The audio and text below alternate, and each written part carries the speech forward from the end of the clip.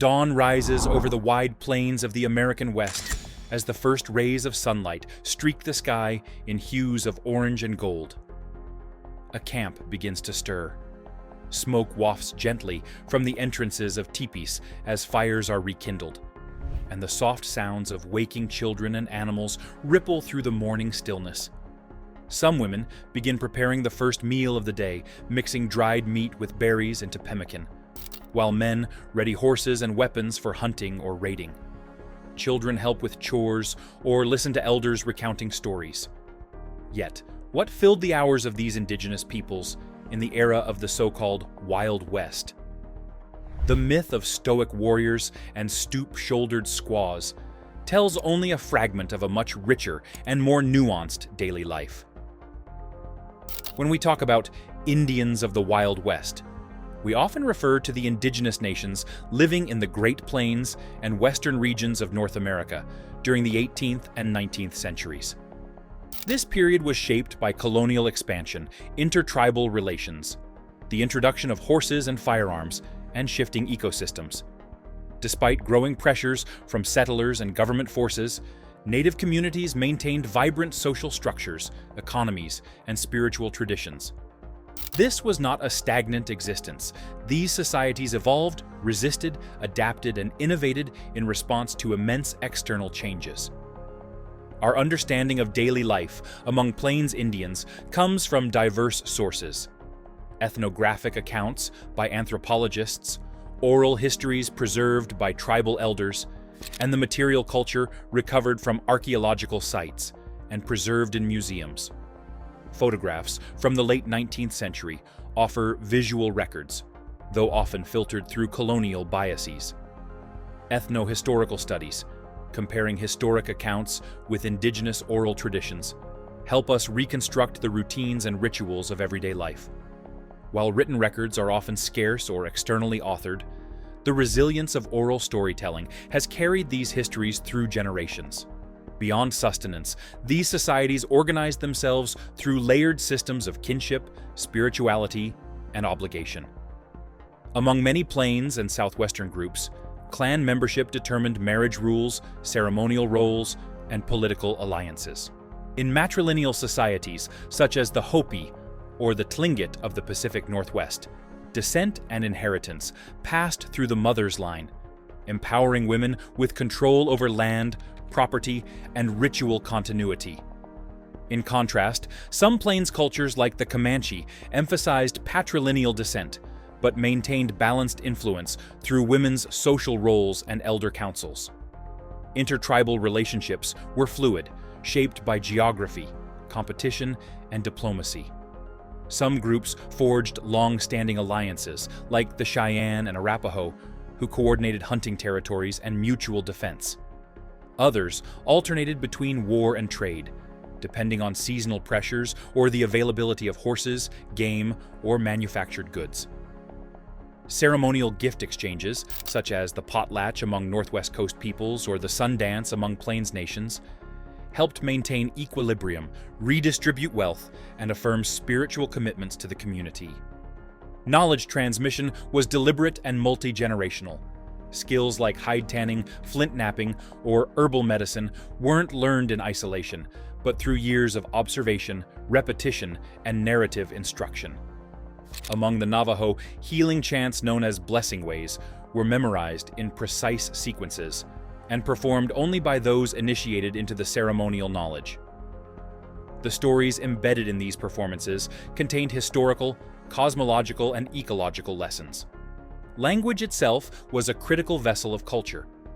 Many indigenous languages contained terms with no direct English equivalents, words that described spiritual forces, ethical concepts, or ecological relationships with nuance. For example, the Lakota concept of Wowachanjitognaka embodies generosity, humility, and responsibility as a single moral ideal. Preserving language was not simply about communication, but about preserving worldview. Even as external forces encroached, indigenous nations remained dynamic and responsive. They integrated new technologies, like steel blades or woven cloth, into existing systems, but continued to mark time by the stars, govern through consensus, and teach children through story. Tradition, in this context, was not static repetition, but the ongoing calibration of ancestral knowledge to changing realities. That adaptability, grounded in place and memory, remains one of the defining strengths of native life in the historic West. As the sun climbed higher, the lifeways of plains and southwestern tribes revolved around one essential task: acquiring food. This task, however, wasn't confined to one gender or role. Among many groups, such as the Lakota, Apache, or Comanche, men often took on the risks of hunting large game like bison or deer, while women gathered roots, berries, and medicinal plants. Yet this division was never absolute. Some women participated in hunts. Some men contributed to food preparation and foraging. Daily routines shifted with the seasons. During harvest time, women might spend entire days processing corn, beans, or squash, while spring could bring communal hunts or long treks for seasonal foods. Midday was often reserved for rest or shade when the sun bore down harshly. Evening brought the people together. Fires crackled as meals were shared, stories retold, and songs offered up to ancestors and spirits. These were times not just of sustenance, but of cohesion, moments where wisdom passed through generations and community was affirmed. Securing food required a sophisticated grasp of the environment and ingenuity in tools and techniques. Plains tribes developed highly coordinated bison hunts, sometimes using natural features like cliffs or rivers to funnel the herds. The buffalo jump method, used by groups like the Blackfoot, could provide meat for an entire season. Before the arrival of the horse, hunting was often done on foot with spears or bows. After horses were introduced in the 17th century, they revolutionized mobility and allowed larger-scale, more efficient hunts. The bow remained a crucial tool, light, powerful, and expertly crafted from wood, sinew, and horn. Gathering required equal expertise. Women knew when wild onions, sunflower seeds, or chokecherries ripened, and how to process them for storage. Grinding stones were used to turn seeds into meal, and clay or woven containers held dried fruit or roots. Far from primitive, these systems reflected an intimate, adaptive relationship with the land. Seasonal calendars informed decisions, and oral traditions embedded this knowledge in cultural memory. The rhythm of the seasons dictated not only food availability, but also patterns of travel and settlement. In spring, camps might move near rivers swollen with fish or edible shoots. Summer brought hunts, planting, and harvest. Autumn required preparation for winter, meat dried into pemmican, berries stored in rawhide bags, roots buried for insulation. Groups like the Mandan built earth lodges for winter, with stores of maize and squash buried nearby. Tribes with more mobile lifestyles used tipis, portable and durable against the plains wind. In the Southwest, Pueblo peoples stored surplus grain in adobe granaries, while the Navajo relied on a mix of herding, farming, and foraging. Food storage wasn't merely practical, it was strategic. It enabled survival during lean months and allowed time for ritual, diplomacy, and cultural expression. Where winters were severe, planning could mean the difference between life and death. Archaeological and ethnographic records show remarkable dietary diversity, often healthier than the limited, starch-heavy diets that followed colonization and industrial agriculture. Fire, a constant presence in indigenous life, transformed food as much as it warmed bodies. Cooking methods ranged from stone boiling, dropping hot rocks into water-filled baskets, to roasting meats over open flames or pit-baking roots in earthen ovens.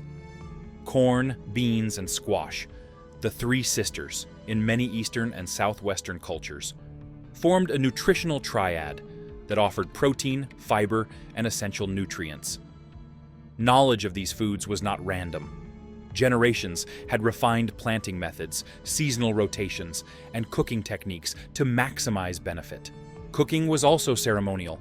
Feasts marked events, agreements, or spiritual observances. Sacred meals weren't just about nourishment, but relationships, to land, to ancestors, to the unseen forces guiding daily life. Nutrition wasn't a modern science, it was ancestral wisdom. The pairing of certain foods to ensure digestive health, the use of particular clays to detox tubers, or the fermenting of seeds for storage, all point to deep, empirical knowledge born of centuries of observation and practice. Tool making was ever present. Whether shaping a flint point, twisting sinew into bowstrings, or weaving a basket, the people of the West practiced technologies born of necessity and refined into art. Stone tools like scrapers, knives, and projectile points were essential, made from obsidian, chert, or quartzite. Bones became awls or needles, antlers made into flakers or handles. Wood, ephemeral in the archaeological record, was ubiquitous: bows, digging sticks, cooking implements. Among the ancestral pueblones, cliff dwellings display remarkable architectural planning. In the north, nomadic peoples created collapsible tools and weapons for easy transport. On the plateau and in California, intricate fish traps and nets were crafted from plant fibers. Technology was tailored not only to environment, but to worldview. A war club might be carved with symbolic markings, a cradleboard constructed to both protect and teach. These weren't just tools, they were extensions of identity and spirit. Protection from the elements required more than fire. The teepee, used by plains peoples, exemplified adaptability, easily packed, quick to raise, warm in winter, cool in summer. Its smoke flaps and layered construction reflected generations of optimization. In the Southwest, adobe structures and cliff dwellings offered insulation from desert extremes. Nomadic peoples relied on hide shelters, sapling frames, or brush huts. In the Northwest, cedar plank houses resisted rain and retained heat. Clothing was similarly adapted: bison hides, rabbit pelts, woven plant fibers, and later traded cloth made up daily wear. Bone needles and sinew thread allowed fine stitching, quill work, and, later, beadwork adorned garments with cultural motifs. Containers varied by region: woven baskets of the Apache and Hopi, birch bark boxes of the Great Lakes tribes, rawhide parfleches on the plains. These weren't merely functional, they were expressive, bearing clan symbols, spiritual meaning, and aesthetic traditions. Each item, whether a moccasin, a pot, or a headdress, was part of a broader material culture that blended function with identity. They told stories not only of utility, but of the people themselves, resilient, creative, and deeply connected to the world they shaped. Despite romantic imagery of constant nomadism, domestic life among indigenous nations of the American West was deeply rooted in place and season. Shelters varied widely, depending on geography and lifestyle. While the mobile teepee of the plains is iconic, it was just one of many dwelling types. In the Southwest, the Hopi and Zuni built multi-room adobe dwellings, often nestled into cliffs or mesas. Farther north, the Hidatsa and Mandan constructed semi-subterranean earth lodges, warm and resilient against harsh winters. Nomadic tribes developed flexible, durable structures: teepees of buffalo hide, wickiups of bent saplings and brush, and tule reed houses near marshes. Each home centered around the fire, a place of warmth, food, ceremony, and storytelling. Inside, space was organized with care: sleeping hides arranged by family grouping, tools hung or stored in woven bags, and sacred items placed with intention. Maintenance was communal and ongoing. Hides were regularly restretched or replaced, thatch was repaired after storms, and hearths kept clean and active.